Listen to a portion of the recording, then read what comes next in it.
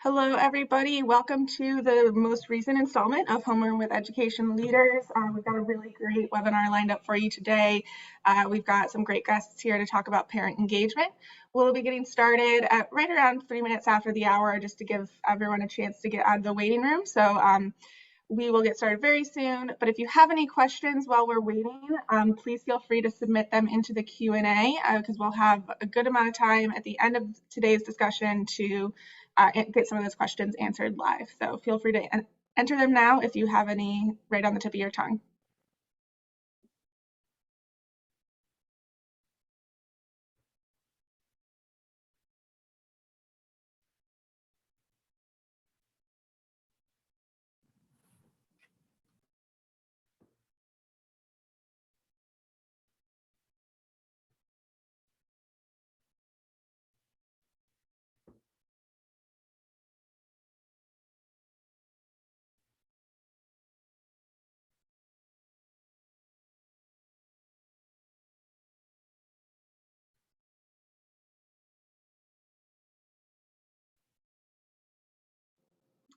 Hey there, everyone. Welcome. If you weren't here when I introduced or got started earlier, we're going to get started in just 1 minute. We're just giving everyone a chance to kind of trickle in, and then we'll get started right at 3 minutes after the hour. Just a heads up, we aren't unmuting lines for participants except for panelists during the webinar, just since there are quite a few of you, it would be a little chaotic. So if you do have any questions that you want to have answered at any point throughout the discussion, please feel free to submit them into the Q&A, and we'll make sure to have a good amount of time at the end of our guests' comments to ask as many as possible. So feel free to get those sent in right now.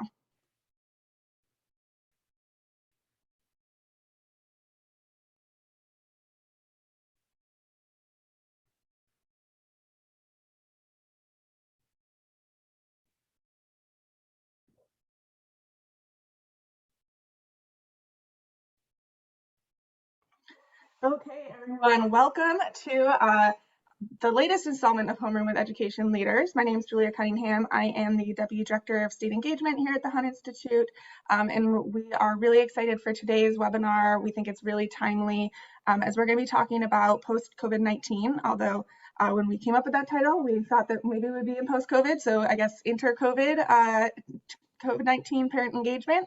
And we've got 3 really great guests with us today to discuss this with us some more.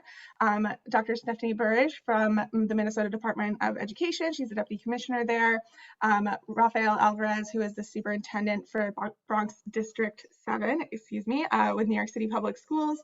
And then Anna King, who is the President of the National PTA. So 3 really great guests, really excited to hear from them. A couple quick notes before we get started. If you are, as you may have heard me mention, we won't be unmuting lines just since there are quite a few of you, and we want to make sure that we give our panelists plenty of time to speak. So if you do anticipate having any questions throughout, please feel free to submit them into the Q&A, and we'll have a good amount of time after our panelists kind of open up the discussion to jump into them. And if you would like to follow along on social media, you can tweet at the Hunt Institute, Hunt_Institute. It's up there in the top right corner. And we also use the hashtag #EdHomeroom for the Homeroom series, so you can follow along with some of the comments that people have made now and at other points throughout the Homeroom series.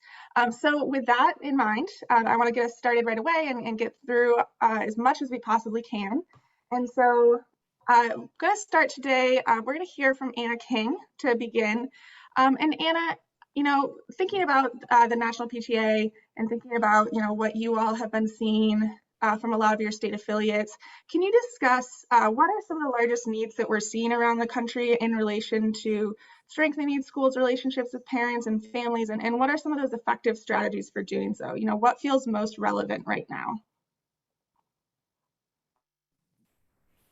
Hi, Julia. Thank you for the question. That's a great question to ask. We have a lot of families that are concerned about going back to school right now. And at National PTA, we continue to believe that our parents and our educators and school leaders are natural allies, that we're all in this together. The relationship between these three groups shows improvement. When they are successful, we can see that every child is successful inside of their school. And it should be a shared responsibility. It's essential for all of our families and our schools and partners work together, because that's the only way that it's going to work out, is when everybody is collaborating together. And the partnership has to go beyond checking a box, right? I checked this off, I met with a parent, I said hello, or I checked this box off, I got to know the teacher. It's a collaborative partnership. And what that looks like is that it's a power that is shared. All voices are being valued at the table. What COVID-19 pandemic has shown us over the last year and a half is that it is extremely important that our partnerships work together, because addressing the issues together will ensure that all of our students are successful. And not having that strong family school partnership is kind of critical, right? We know when we don't have our families and our parents working together for a strong family school partnership, it's separated and our kids are not being successful. There's a huge barrier right now for strong family school partnerships and assumptions about engagement and what that looks like. Engagement is not just sharing information. True engagement is about pulling everyone in the decision-making process. So if you're making plans that have anything to do with COVID-19 and the safety protocols inside of our schools, parents should be brought to the table so they can give input and so that they can understand what's happening across our school districts. It's extremely important to be inclusive and transparent and provide many opportunities to engage meaningful and clear, precise conversations, and through communication with our families, not only just our parents, but our guardians, and include them. They just want to know what's going on. They just want to know that their students are safe. They just want to know that their children are going to learn, and that is key. So when you can build a relationship with a principal or a teacher, school board member, superintendent, or assistant state superintendent, and you ask questions, and not only ask questions, but do the research and then share this power and give your input, there's a valuable connection right there. And that means that there's this shared power and you're collaborating with one another to make sure that our children are successful. Beginning the conversations with our families this way will make sure that you allow the school and the parents to provide the needs that they want. And that's pretty important right now during these times. Thank you so much. And I think it looks like Stephanie is ready to go, because I think she has a lot to add to that, a lot to, I think, affirm. So, Stephanie, could you talk a bit about what you all are thinking about in Minnesota as you're thinking through parent engagement and support? Sure. And it's a lot. We've all survived this pandemic. And I say survived, we still are experiencing the pandemic as our kids and families are coming back to school. And I'll say for Minnesota, where we serve our youngest Minnesotans, and I always love saying that, our ESCFE families, our newborns, all the way to our adult learners. And so when you're looking at how many we're serving across our state, you've got 2,097 public schools. We have 890 plus students that we're serving in our pre-K through 12 programs. We've got probably 65,000 students in our adult basic education. And so when you're looking at serving our Minnesotans, that is a big deal for us. And so we at the state have done a lot to make sure that we can ensure that the partnerships continue, because it's important. And so we're doing, we've got webinars, we've brought people together through different forms of social media platforms. We've done focus groups. We've had met with our community organizations to make sure that we are staying connected and we are listening to their needs and how we can service our students. So, and I agree with you 100%.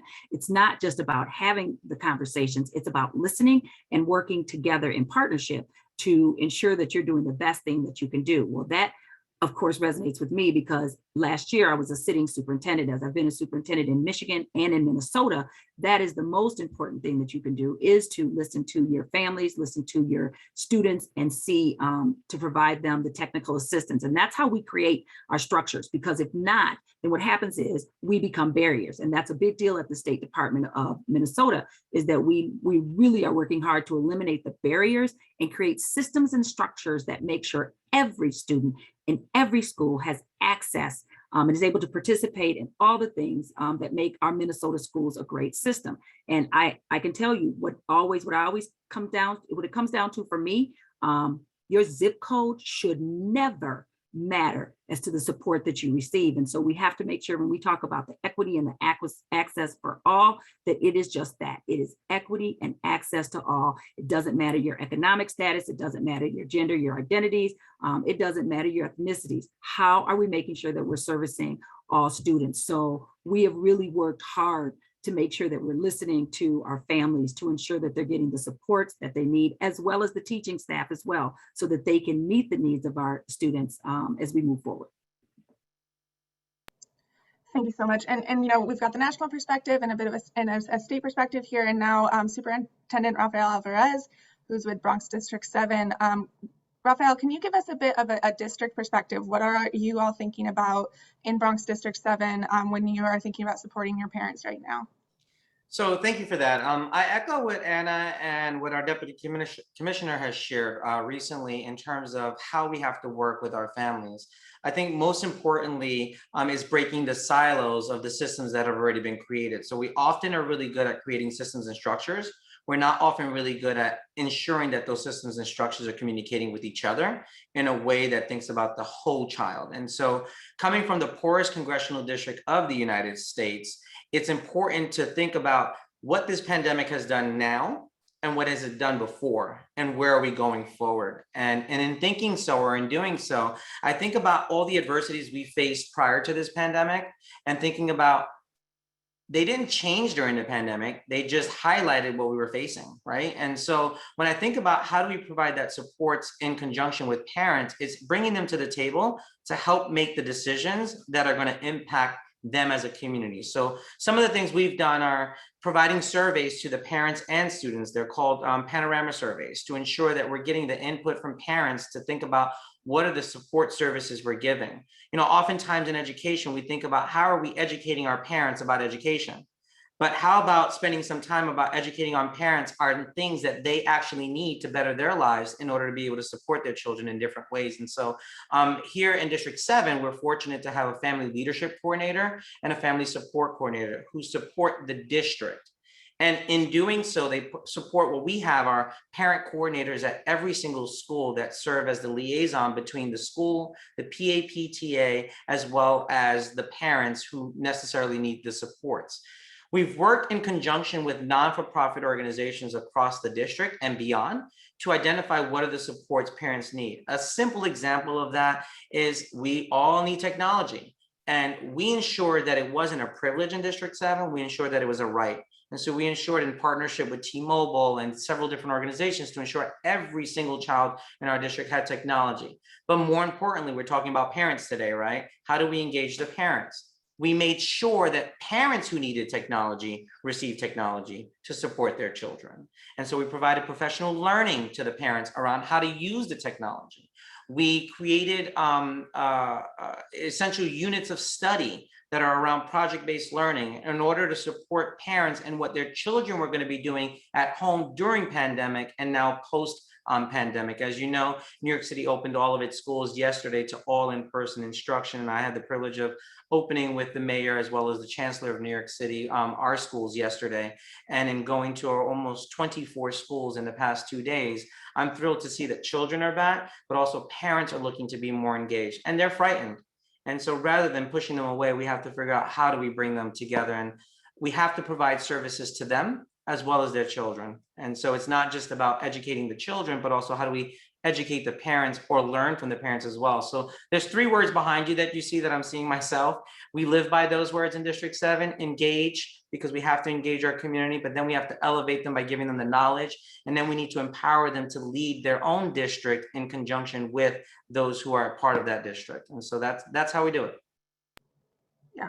Thank you all 3 of you. I think that really kind of gets the conversation going. And, I have a few questions prepped for, each of you specifically, as you know, but as you also know, as I've come to know with all 3 of you have lots to say on this. And so I encourage you to, jump in and kind of make this a conversation. And once again, as a reminder to everybody listening, please feel free to submit any questions into the Q&A. We've got a few in there already, and we are looking forward to digging into those some more and really hearing from all three of our guests. But I'm going to start off, once again, this is for Anna, but for all of our panelists, please feel free to jump in as well. Anna, how can states specifically really work to bring parents into the conversation at this state level in a meaningful way? And have you seen examples of this, being done well, and what does that look like?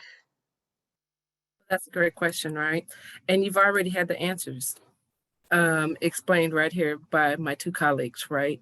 I love that Raphael just said in the back, engage, elevate, and empower. That's extremely important when we're talking about any parent or guardian of any of our children, right? You want to engage them in the conversation. And when the engagement means you're empowering them, you're giving them the resources and the tools that they need, you're going to elevate the conversation where they feel like, now I belong to a process and I'm truly making a difference. When you, as Raphael said, you are creating an atmosphere that is not only welcoming to parents, but now they feel like they're included because their voices are heard.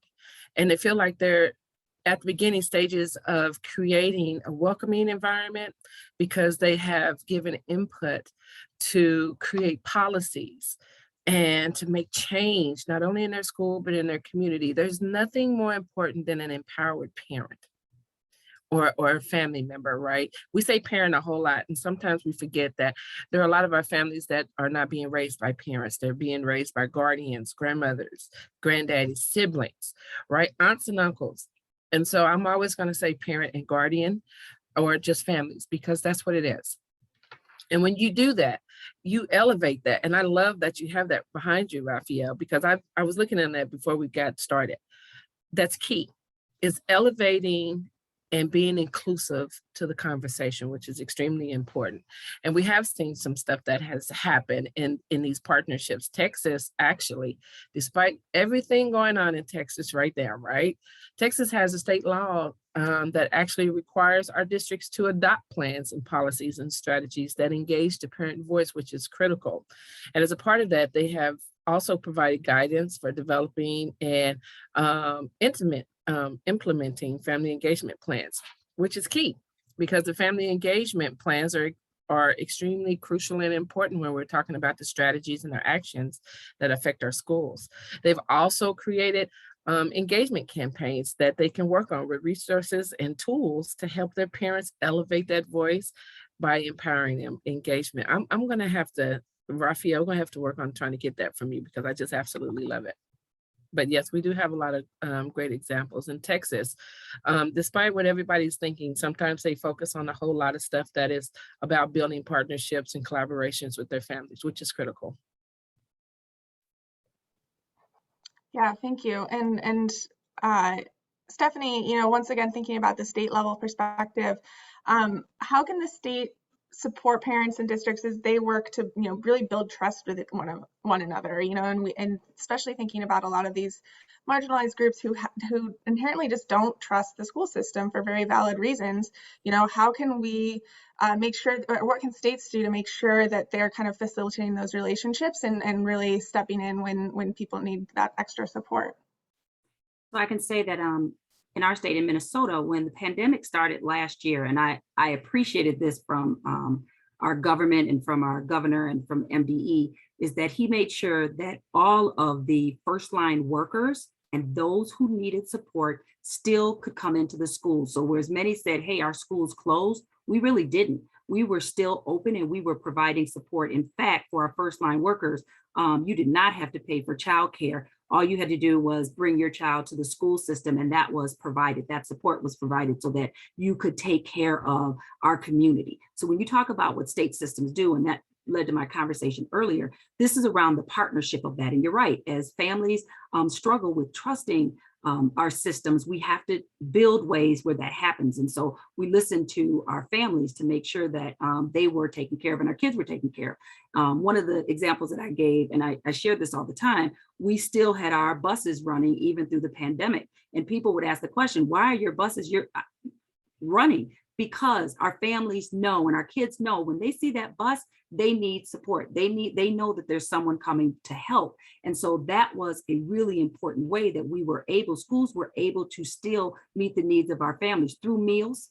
I can tell you that our state, and I'm sure most did, we provided meals to our families on weekend meals, not just during the day, but weekend meals to make sure that our families could sustain. Our most vulnerable families needed support. So, and there were lessons that we learned in that, in being creative. Our teachers were very creative, and our families were creative in the help that they needed. But when you look beyond that, a lot of times we have to look at, it still comes back to the engagement, and I'm gonna keep pushing. We have to listen to our families and our community to hear what is needed from them, because I may have a perspective that may be different from someone else. I'm a mother of 3, I'm a grandmother of 1, and I take care of many people between nieces and nephews and my friends' kids and families who need support, but everyone's support may look different. And that's where we have to lean on. And as states, that's what we did. We leaned on our community organizations. Parents had the options of what would work for them when they needed support, because every parent does not work a 9 to 5.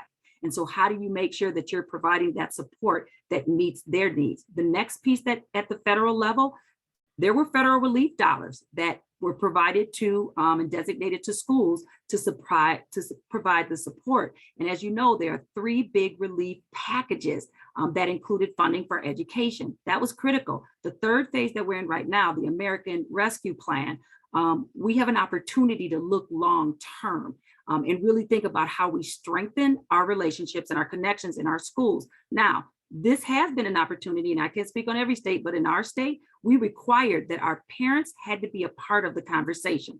That's a requirement in the schools. You have to have your parents connected and not just share the information with them, but they have to have the buy-in with it, because it goes to what Anna's saying. This is critical in the support that parents need. And with each round of federal funding that's sitting out there, we've emphasized the support also to the mental health and well-being of our students and our families, because that's something we heard loud and clearly as we worked through our pandemic. So we've also emphasized engaging students, because you can't just engage the families, you also have to engage the students as well, to make sure that you're getting the support to the right places. And as a state, this is how we've done it. It has to be meaningful. You have to have connections, and we've required those connections as the schools have received the funding from the state. Thank you so much. And I've got one more question for Raphael before we kind of turn over to some of these questions that we have in the Q&A. But also, coming up with lots of ideas myself based on what Anna and Stephanie have said so far. So please feel free, if anything has really, sparked your interest, to send a question into the chat, and we'll get to it in just a couple of minutes. But Raphael, thinking about capacity here is a real challenge sometimes. Parents and teachers are very busy, and they have a lot going on. And so, when we're thinking about how to build training and support of parents and guardians, and thinking about virtual supports and all of this, what can leaders do to kind of release some of this burden and allow everyone to kind of support each other in a way that makes sense and doesn't really push anyone over their overcapacity? That's a great question. So I want to start off by thinking about what our state, fortunate for us, I think we're the only state in the union at this point that does provide My Brother's Keeper funding to school districts to support students who are Black and Brown, particularly boys, but we extend it to our young women as well, and to all students who get to participate with it. But what that funding has been able to do is allow us to look critically, not only just at race, but also culturally relevant and sustaining education. And so what that's allowed us to do is provide supports within our communities, not only for teachers who are not coming from the communities they serve, so that they can better understand the communities they serve, but also for the students in the community to understand communities outside of the community that they live in many cases not leaving their communities. And so we've been able to establish the opportunity to create not only a district website, but also a district app. And in those 2 documents, what we've been able to do is create units of study that are in alignment to the units that are being taught at the school, but at the parents' level. for the parents to be able to understand on a constant basis what's really happening in the school and provide ample feedback on how to support their children. I'll give a perfect example. How many of us have always heard, I don't know what math you're doing now in school, because that's not the way we learn math, right? I hear everyone saying it. So we then started to create webinars and training, not only for parents, but for students who were actually teaching their parents, being videotaped so that parents can actually see other parents and children in the community actually doing the lessons and teaching those other parents, right? That's the whole part of empowering your community. Students and parents and teachers are teaching other parents, students and teachers. I've had the fortunate of being able to learn how to cook certain things in my own kitchen with my other parents who've been training us. And more importantly, in a city like New York City, particularly in my district, where there's possibly in our city alone, there's 186 languages spoken. It can be very difficult to communicate. And so one of the things that we've done is we made sure that everything that we have on our website can be translated in every single language that services our community. What we're working on now is doing that for those families who may, for whatever reason, not know how to read. And so therefore, we have an immersive reader that we're engaging our community with so that they can actually hear, speak, and then get translated on the other end, so that there is not that miscommunication or lack of communication. So technology through the COVID pandemic has only been able to enhance us in our abilities to provide more to our communities as a whole. Thank you. And I think that's actually a really great transition into one of our first questions. I've kind of combined actually of a few of our questions that are submitted, and I would love to kind of hear from all three of you, your initial thoughts here. So I think one thing that we've heard a lot is there's a number of students around the country who have kind of fallen through the cracks, so to speak, over the course of the pandemic. And you know, they haven't necessarily enrolled in school or showed up for their online courses. And you know, a lot of the school leaders don't necessarily know where they are or necessarily what their situations are. And how can we really make sure to reach out to those families in a way that doesn't feel threatening and accusatory, and really just make sure that they are that first of all, we're engaging them, and second of all, that they feel like they are getting what they need and not feeling as if you know, they might lose something if they engage with school leaders. So yeah, would love to hear from all three of you on that one. Well, so I'm going to bring up the national standards. Perfect example. The very first one I'm going to talk about that is welcoming all families into the school, right? So yes, we have a lot of issues right now because what we have seen and what has been shown is the inequities across this country when it comes to not only public funding and public education, but even with technology. Many of our kids, and many of them of color in rural areas, don't have technology. They don't have the access to technology. They don't have Chromebooks, computers, internet. And so what has happened, and I can just give some examples about PTA, we have had some wonderful PTAs across the country provide resources like hotspots, provide buses that would drive in certain neighborhoods because they knew that the kids weren't able to get on the internet, that a bus that had internet so they could utilize it for their schoolwork that they had to do virtually. But it's more than that. If you are welcoming a parent inside of a school, not only, and this happens all the time, our families sometimes get really frustrated and they don't come to the schools because the only time they hear something is when it's negative. And so they're not going to come to the schools, right? They're going to come and they're going to enroll the schools. But could you imagine walking into a school where the principal and the teachers are right there? They're busy, yes, they are. Teachers and staff, they're extremely busy inside the school. But could you imagine walking into a school where you feel welcome and you feel valued? And so right now, teachers are going to have to go above and beyond. And this is hard. And it's going to be staff, it's going to be superintendents.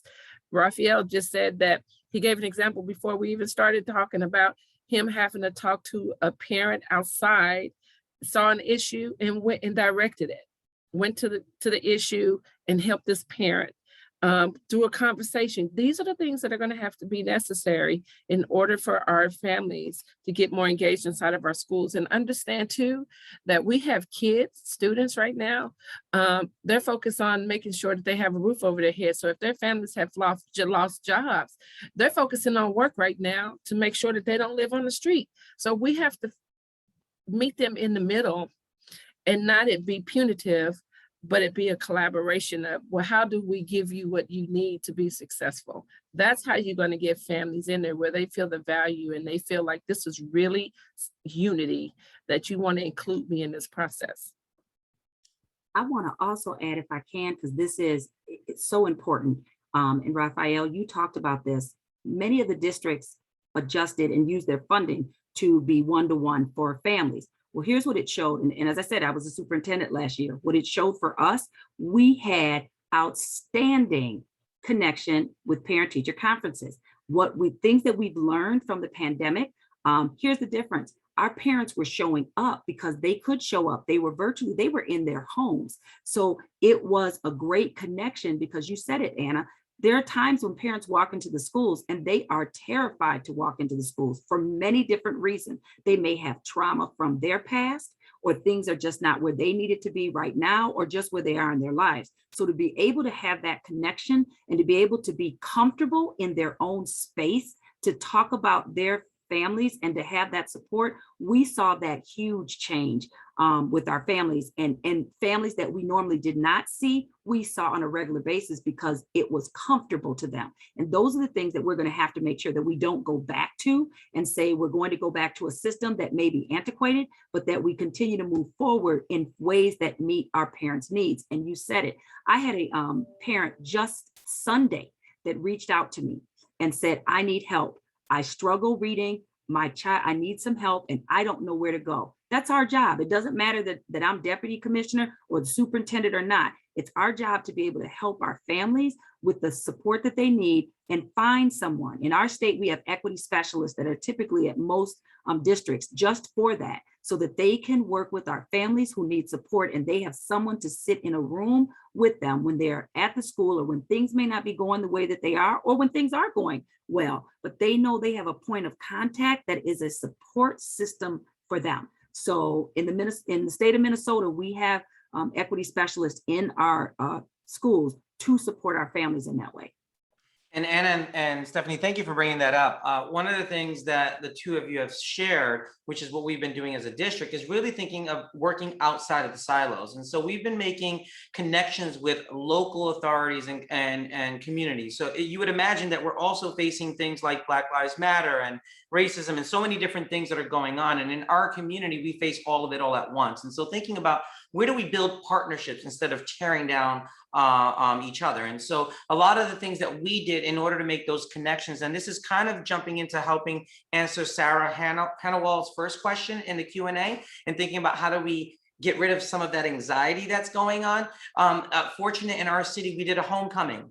And so every school was designed to create a homecoming for coming back to school, making the families feel welcome. And in that, there were multiple town halls on a weekly basis to provide the latest information that was provided to us so that parents were constantly informed of what was going on in the community, not only in the schools, but within the community, bringing in their local elected officials and other resources to actually communicate that, creating videos of the classrooms and showing what classrooms look like on the environments that they were going to be facing, doing walking tours for every single one of our schools in our district to bring the parents in the community so they could see physically what does 3 feet social distancing look like? What are the PPE materials being utilized in the school? Asking questions of the custodian, looking at the cafeterias and saying, what does space look like for my child in this particular environment? And when necessary, providing other resources. For example, in New York City, we've also provided additional social workers and guidance counselors. In District 7, we have single shepherds. They're specifically for middle school environments to help deal with the particular trauma. And lastly is thinking about the staff. They also came in with trauma. You could imagine they've lost loved ones and everything else. And thinking about how do we train our staff throughout the summer to recognize some of the things that students may face when it relates to trauma in all aspects. Because I think at this point in our country, we all face trauma to some way or a degree with COVID-19. And so every single school leader in District 7 is trained with TCIS, which is Therapeutic Crisis Intervention Services through NYU. They have all been mastered that. I think all the training that's happened in the beginning of the school year was all around how do we support social emotional learning. For example, easing some of the anxieties when a parent says, my child cannot wear a mask all day. Thinking about what activities can be done to give mask breaks. Or a cozy corner you would give, why not a cozy corner with a mask break? And so thinking about how we've been creating as many opportunities for parents to have their voice heard and what they like to see in their classrooms as they worry about their children coming into school. Thank you. And I think that actually kind of ties into one of my next questions. And once again, I'm going to combine some of these questions a little bit. And so, one question that I have is thinking about data and how, school districts collect so much data and try to kind of share it back out with parents and families. And a lot of times it can be overwhelming.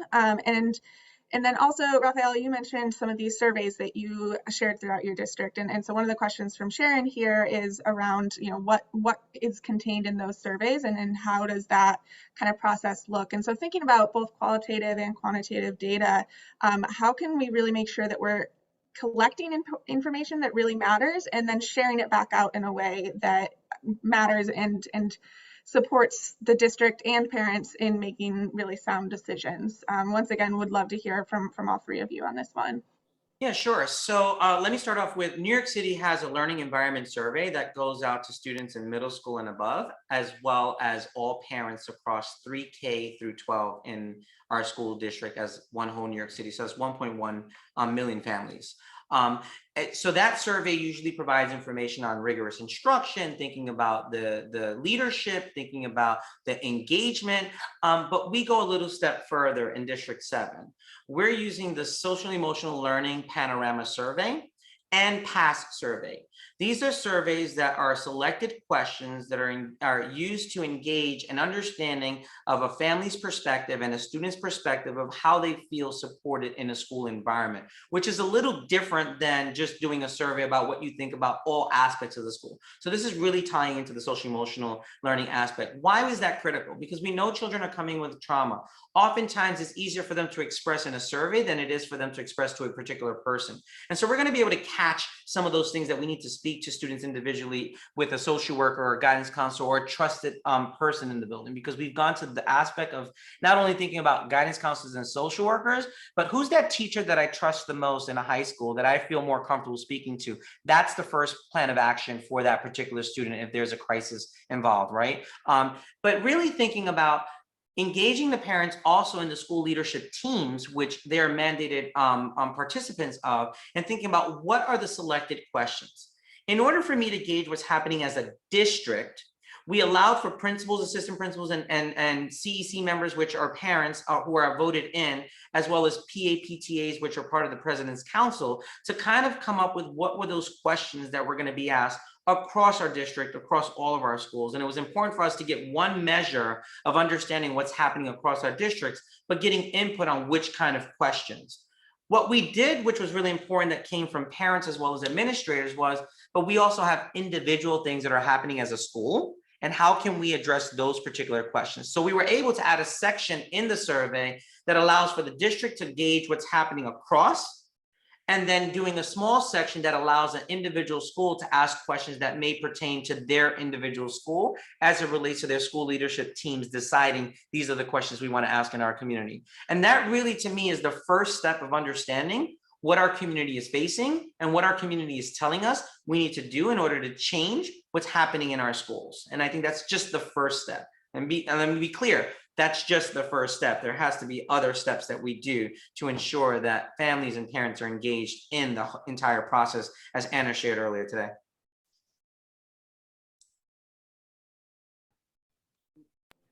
Go ahead, Anna. No, go ahead. I'll go after you. Go ahead. And so, as we talk about data, and we know that effective and appropriate use of data, it's critical to targeting our supports and resources to students and families with need. And so we have to have robust data systems in place because it's what helps to drive our decision making. And what happens is, and I'll say this, from the state level, we have to be extremely transparent, but we also have to help our districts understand and disaggregate their data and know what's happening so that they can serve their students well. And we're committed to that. We started a program this summer in Minnesota. It's called Compass, and it stands for Collaborative Minnesota Partnerships to Accelerate Student Success. I had to make sure I had that correct. But we put that in place because we wanted to make sure that we were supporting data literacy. And so that in our schools, we were providing, at our districts, we were providing supports to our school leaders so that they in turn could then help our families and educate our families on where they are with their data. So that it can support students, because that's really what it comes down to. A data point is just that. It's a data point. It's a point in time. And I think people get sometimes stuck with, oh my gosh, no, it's just that. It's a data point. You want to make sure that you look at the data, that you say, here are the things that we're going to put in place to make changes to meet the needs of our students so that we can help them grow. We want to share it with our parents. Here's our plan. It's like anything else. You're coming up with a plan to move forward to support the students. And so those data points are important, but you have to be transparent and we have to share it on a regular basis and timely so that schools have enough time to work on their data to support their families. Because what it means is, that means there has to be training for teachers. There has to be training, just like what Raphael said, it's not just training teachers, it's training our families. They're our partners, they're our first educators. So we have to make sure they understand our process so that they can meet the needs of their students as well. I totally agree with you. And we believe in data is extremely important. National PTA is all about data, right? But what's really important though, to remember, because you guys are educators, right? You're an educator.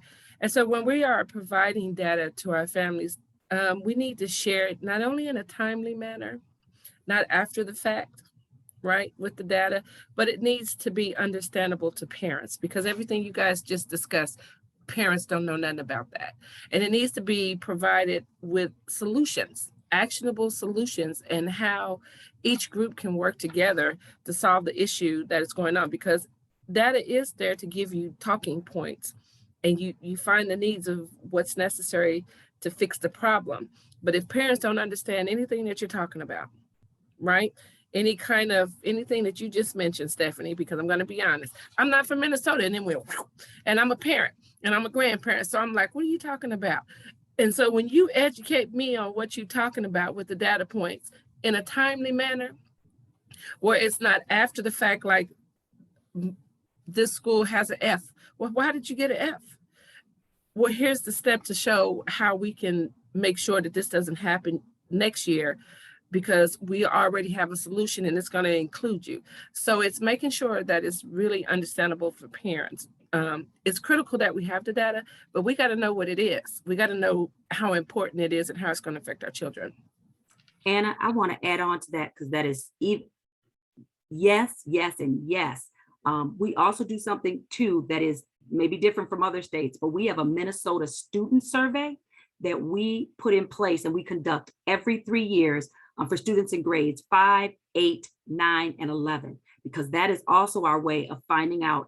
The survey asks students about their activities, their opinions, their behaviors, their experiences, so that it gives us data around climate as well, so that we can also meet the need of our students, because academic data is one side, but you also need to have data around where the students are at and how it's affecting them, so that we can share that with our school districts across the state, so that it helps them understand where our students are at. Because again, that's a critical point to make sure, and it's how we connect with our other agencies, because when we see things that the students are sharing with us, then we're able to go back to our partners and say, we're seeing this, and we need to adjust and make changes to meet their needs. So I agree with you 100%.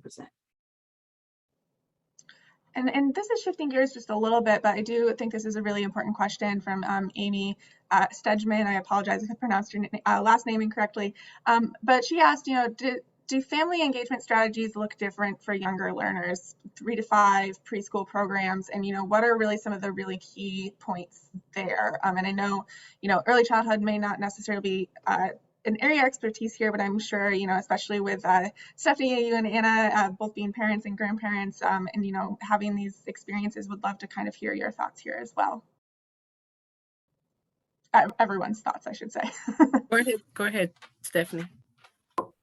I was going to say, you better believe it, as a parent with of young kids and that have worked their way to being grown, oh my gosh, the difference between, and the difference between each child is so very different. I had 3 kids and they are totally different. They were totally different in the school system and showed up very differently. So yes, from the early childhood needs that you would have, we would have different activities for our families and our parents that was totally different than middle school because it's a totally different time in their life. So yes, totally different than high school. You just have very different needs for each student, and they're very and now with the grandchild, and I'll say this, and having had a child with that was medically fragile, very different. I can share from a parent perspective, and I was a superintendent at that time.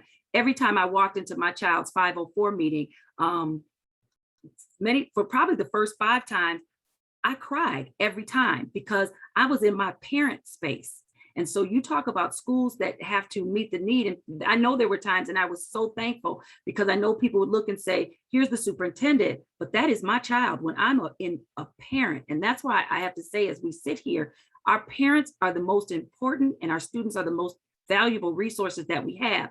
And we have to take care with our families because they come to us in so many different ways and have so many different needs that we have to meet their needs. And when we don't, that's where we get the lack of trust. And that's where people sit and go, are we really getting what we need from school? So I will always sit in the place and say, yes, there were different needs. You heard me say for the first 5 times. Now, when I got to the 6th meeting, I was ready. We had a system down pat because the team that worked with me and my child and my family, we were such a team that we were giving her the best service. And I'm so thankful for the school system and the staff that worked with us to do that. Because when you do have a medically fragile child or a child with other needs, that support is so important. And for me, Amy, I'm thinking about what Anna said earlier. I am a guardian of a 3-year-old. I'm not the actual father, but I am a guardian. And he just started school as a 3-year-old yesterday. And how nerve-wracking was that? In our school system and our district, we've ensured that parents are starting to get engaged prior to them even entering as 3-year-olds and 4-year-olds. More importantly, classroom environments look very different. That's critical. And we have an early childhood director who visits schools and provides feedback on class and the ECHRS reports. For Anna, for those of you who don't know that, the class report looks at the instructional aspect and supports in a school, and the ECHRS looks at the environmental, ensuring that it's appropriate for students in a particular school environment. But more importantly than that, it's about what are we doing? So we know that children learn by songs. They learn by playing and interacting. Learning through play is actually the names of the schools in my district in terms of the early childhood centers, right? And so it's looking like, how do we then show the social emotional aspect? So every child in our district, for example, who's a 3 or 4-year-old, has a little teddy bear that comes with them to school. They have a mask on so that they learn that the teddy bear has to wear the mask, they have to wear the mask. And it's really a playful way of getting students engaged and educating them about what's happening at the adult levels for their level, and working with the parents. In all of our schools here in New York City, the first week or 2 of school, parents are allowed to go in with their children amid the pandemic itself. As long as they're wearing a mask, they're allowed to be there to transition the child into the school environment. You know, I know some school districts say right at the door, you stop, the kid comes in and that's it. But we ensure that the families understand that it is a process and together we're better. And so the only way we get better is by working together collaboratively and starting as early as 3 years old, 4 years old, and even in kindergarten. Parents are allowed to go into our schools with their children and engage them in the process of learning, and we stagger it, right? And so you think about some of the other strategies, Amy, we start off with an hour for the 3-year-olds and 4-year-olds, and then we increase that to 2 to 3 hours, then a half day, then we go to the full day, recognizing that it's a transition period for those children, not only for the children, but for the parents as well, because they too are going through that transition of leaving their babies. I cried leaving the baby yesterday, and I'm a tough guy.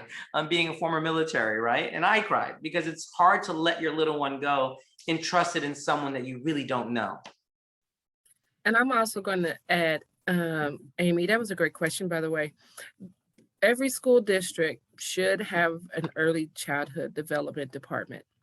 So get to know who the players are in this department, and also find out if every state has, they have great programs on early early child development. And so this is a great way that not only that you do you get resources, because in my district of Oklahoma City, we have a great department, and they go out and they hold these town hall meetings, these meetings where they provide books, they provide all of these different types of training for parents with 1 to 3 year olds to get them ready for school and what they need to know by the time they are 4, what they need to know by the time they are 5. So they're educating them while they're going there. And that is a great resource. And not only is it a great resource, but you're getting ready, you're learning the cycle of how the school district works. So when you get to know the people inside the buildings, you become more familiar, more comfortable with the individuals that are making the decisions and that have the resources. And then when you get the information, in return, it's going to be up to you to educate other parents that have the same issues. And that's that community environment base where you reach one and you teach one. And so that's what's going to help us to have that collaboration with our families.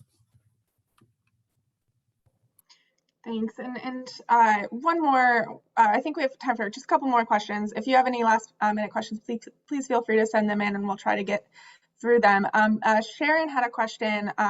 She really liked the idea about mask breaks. And also I know that, a lot of districts right now are really struggling with how to make sure that students are getting the space that they need and room to stretch out while also being safe. And so is just kind of wondering about some of those approaches that might be able to be shared. So, maybe not necessarily strictly related to parent engagement, but I'm sure everyone here has some thoughts there as well. So would love to hear about that. Sure, I'll get started since this is more like a operational type thing at a school level. So as a district, every school received a layout of how many students socially distanced by 3 feet can be accommodated in each school, based on each individual room they had. And so then school teams in partnership with their SLT, which included their union leaders of the teachers, their administrators, as well as their parent leaders, walked the buildings to be able to determine what it would look like to have 3 feet social distancing in each and every single class. As a further step, myself as a district superintendent, along with the team members on my team, supported schools who may have been struggling with thinking about, we don't have enough space for the number of students that we have, we need your help. And so in conjunction with myself, or my team, I should say, along with our CEC, in New York City, we have a community education council that are members that represent the actual district as a whole. And so those members are usually going to schools to determine what the needs are of the schools as individual parents for their school communities. We went in partnership with them to actually review the schools, figuring out what was needed to make it work and happen. So as a result of that, we were able to troubleshoot any of the issues that may arise from this particular situation and change rooms and situations using the custodial staff and supports to say, okay, this used to be a room for this. We now need it for a classroom. We no longer need this room for a classroom. We're going to use this as a classroom instead. How are we going to social distance in the cafeteria when we know there's more students in the cafeteria? So, you have longer tables or those big round tables. It was thinking about how do we bring individual desks and separate them by 3 feet? How can we have outdoor spaces with tents to allow children to have lunch outside when the weather is better, and so on and so forth. And so in collaboration with the schools all throughout the summer, we had been preparing for the social distancing as it goes along. Now, mind you, it changes on a monthly basis depending on what CDC guidelines are. And in New York City, we follow the CDC guidelines to the T. And so with that being said, we improvise and adjust, and it's all hands on deck. It's not just the school principals responsible for it, or a parent or a teacher. It's everyone. It's the district staff. It's the community. It's the politicians who were saying, we need more money for this. We need your support doing this. Can you fund this? And so it's really in partnership with all members of the community as necessary to make it work. I wouldn't differ from anything that Superintendent Raphael said. I would add on, as we had our groups that would work together with our families, we had our union groups as we operationalized this. What was most important, even as we had the students, we took a slow approach in our district last year. So the district that I was in, we actually started in sections. So we did pre-K through first through second grade. First, they came on the first 2 weeks and we learned things from them. And then we would start the 3rd through 5th grade. And then we brought our 6th graders in, and then we did 7 and 8. So every 2 weeks we were working on getting our students back in the building for those that wanted to be in the building. And then of course we had our online school. Our online school at that time was the largest elementary school that we had, because it had 1,000+ students, because our families that were not ready to come back and didn't feel safe had the option to, of course, be in a virtual environment. So it was definitely the same thing. And there are things that we learned around, you're right, the classroom, what rooms did we need to adjust for classrooms? We did videos. We were doing a lot of videos for our families so that they could see the distance, those that didn't want to come in or weren't able to. And again, I'm going to say, helping with the social emotional state of not just our students and our families, but our staff as well. Because again, this is about community and how we were helping all through this process. And so we really took the approach, we were going to go slow. Sometimes to go slow, to go fast is very helpful, but we were very careful in keeping all of our families and our students safe. That's some great feedback. You guys are awesome. You guys are doing some great things. And PTAs across the country stepped up this year by providing resources to help support our mental and social and emotional well-being of our students. And what they did was they created outdoor spaces, crafted outdoor spaces for social distancing, not only for their students, but for their teachers and their staff. But what's key to this? So you just heard some educators talk about the plan that they have of following the CDC guidelines, which is extremely important, and parents should know what the CDC guidelines are. That's first educating yourself so you'll know what the guidelines are that our school districts have to follow. But then you heard them talk about how they're doing that. You just heard Superintendent Raphael say, well, we have desks. Educate yourselves on the plans that they have. Each school has a plan that they have to have with safety protocols. You should know what they are as a parent. And if you don't feel comfortable with them, then that's your opportunity to say, well, I don't feel like that's a good one. Why are you doing that? Give your input, share your input. That's that collaboration piece and the sharing power piece, right? Because we have schools that are trying to do the very best that they can. And it's important to support our schools too, because we have a lot of things going on right now and our kids have to get educated. Instead of fighting against, we need to be working together and sharing the same vision. So if you feel uncomfortable of how the protocols are working, share some input and help them make sure that they succeed. That's key.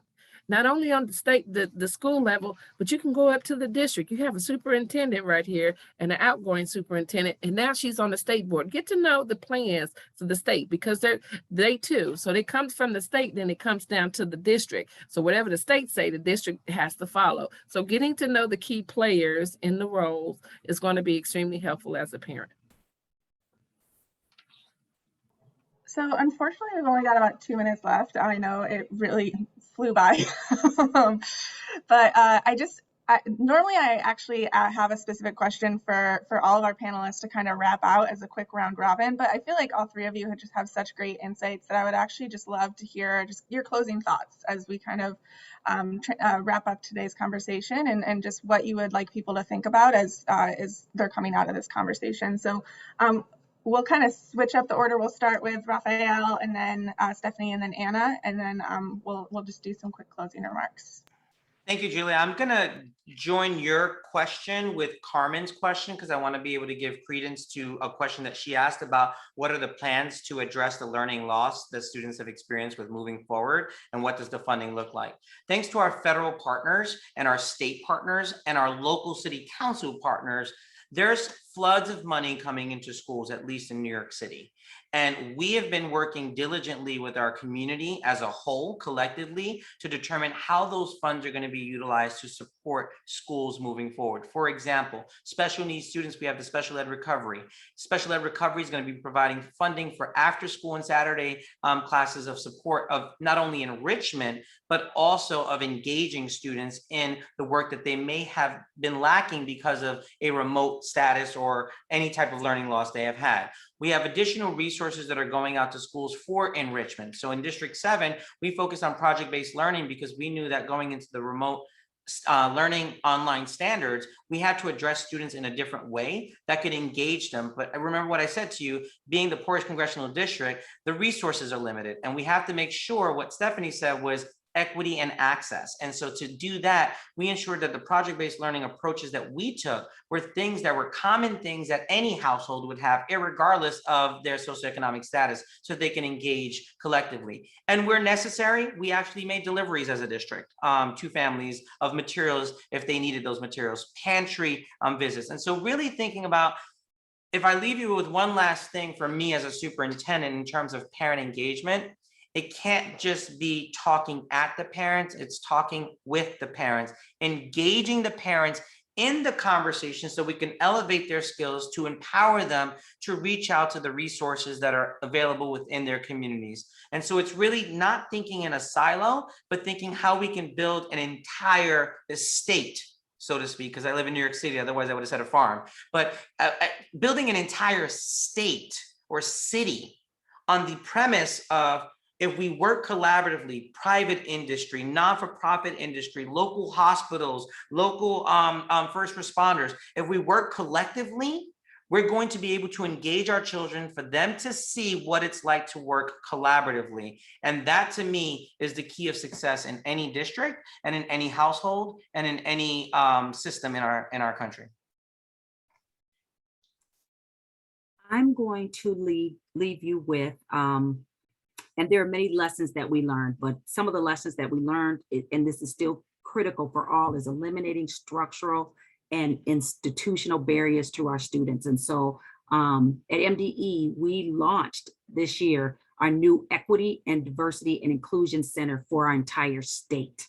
So we are very excited about that, because that is focused both internally and externally to support our school districts to help make sure that as staff that we have guiding questions and decision making and supports that we will provide to all of our districts across our state. So we're excited. Dr. Makari Traham is the director, and I am overseeing the department. So it is it's a great effort so that we can have holistic EDI strategies that enable all people to be treated equitable and to have support, and that we can make sure that we're supporting the development and implementation of equity frameworks, and that we can help our families and our staff foster a positive and inclusive environment for all. I can't begin to say that that is extremely important, to have an inclusive environment for all. And that means meeting the needs of our families, our parents, that they are respected. And again, not someone that we're just talking to, but they are partners, that they are a main critical piece in the puzzle of educating our students. So I leave you with that. And I'm going to say, you heard what Stephanie just said, right? She said we're partners. And it's key as a parent and a guardian and a family member that you understand what that partnership is, right? Understanding how a district works, understanding and doing the research on your own to understand what the resources are, who are the individuals that make the decisions, and getting to know them and holding them accountable. There's some educators here on here, and I'm all about accountability, right? Because as a parent, I can say a whole lot of stuff, but if I don't stand behind it and it's not successful, we need to hold them accountable to it. And so if you have individuals, superintendents, principals that are making decisions in your schools, you need to be sitting at the table with a fork and a spoon and a knife to develop those policies and those plans right along with them. And if you don't agree, it's okay to disagree, because they're your kids, right? But you got to be at the table. And if they're not welcoming, then there's a problem right there. There's an issue, right? That's a huge concern. That's a red flag. And you need to find out why they're not welcoming and go to the district. And if they're not welcoming, then you go above them. And that's the superintendent, the state superintendent right here. There's accountability issues on every fact. If they say that they're providing these resources, make sure that they're the resources that need to be had. And I'm also going to say to our educators here, providing resources is important. Inclusive resources are important, but hearing the parent voice is key. You can provide all the resources that you want. You can involve the community all you want.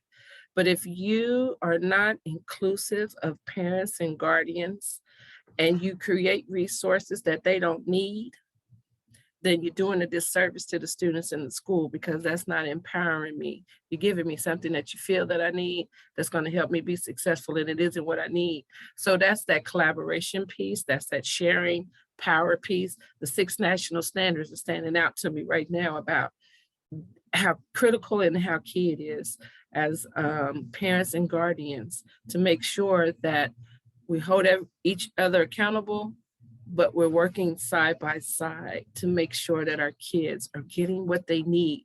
Because right now, social and emotional concerns, well-being of our kids and our staff in our buildings are a huge concern. And it should be for every parent and every guardian across this country. And working together, that collaboration piece is key. Thank you so much. I think that was such a powerful note to end on. And so I do have a couple kind of logistical housekeeping things, but I do just first want to thank all 3 of our panelists. And this was just such a really great illuminating conversation. And I am looking forward to continuing these types of conversations as we keep going. So thank you again to Stephanie, Anna, and Raphael. And I hope that everyone here really had some great takeaways from today. Just a couple of quick housekeeping notes. The Hunt Institute, we've been working really hard to make webinars like this accessible to as many people as possible. As you can see on the screen here, we've got one next week on post-secondary pathways. And then on the 21st, excuse me, it's the 14th now, so 2 days from now, not next week, on post-secondary pathways. Next week on the 21st on race and education and creating an affirming school culture, so really relevant to today's discussion. And then our next homeroom discussion will also kind of build off some of these conversations we had today. We'll be talking about supporting community partnerships at the state and local level. So if you are interested in any of these, you can feel free to go to this link here at the bottom or to the Hunt Institute website at any point and go ahead and register. And we're really looking forward to having those conversations. Once again, thank you so much, Stephanie, Anna, Raphael. Really looking forward to speaking with you again soon. And thank you to everyone. I know we went a little bit over, but I think we had some really valuable takeaways from those extra 5 minutes. So I think it was completely worth it. So thank you again, and everyone have a great day.